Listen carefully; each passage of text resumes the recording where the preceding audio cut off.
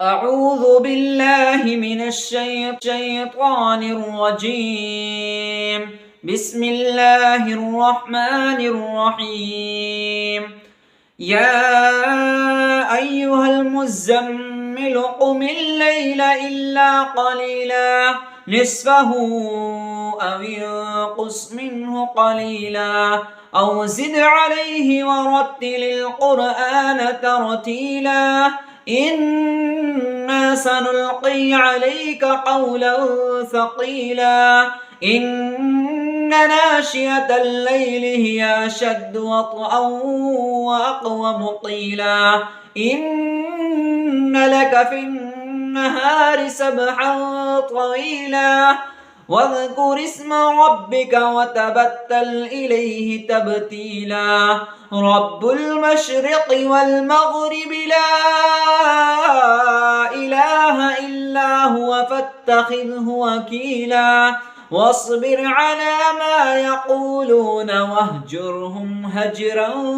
جميلا وذرني والمكذبين أولي النعمة ومهلهم قليلا إن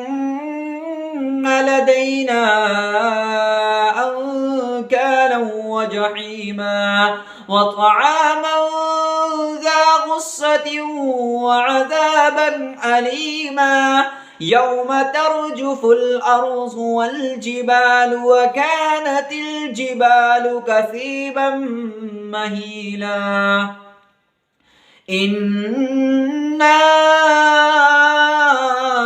أرسلنا إليكم رسولا شاهدا عليكم كما أرسلنا إلى فرعون رسولا فعصى فرعون الرسول فأخذناه أخذا وبيلا فكيف تتقون إن كفرتم يوما يجعل الولدان شيبا السماء منفطر به كان وعده مفعولا إن هذه تذكرة فمن شاء اتخذ إلى ربه سبيلا إن ربك يعلم أنك تقوم أدنى من ثلثي الليل ونصفه وثلثه وطائفة من الذين معك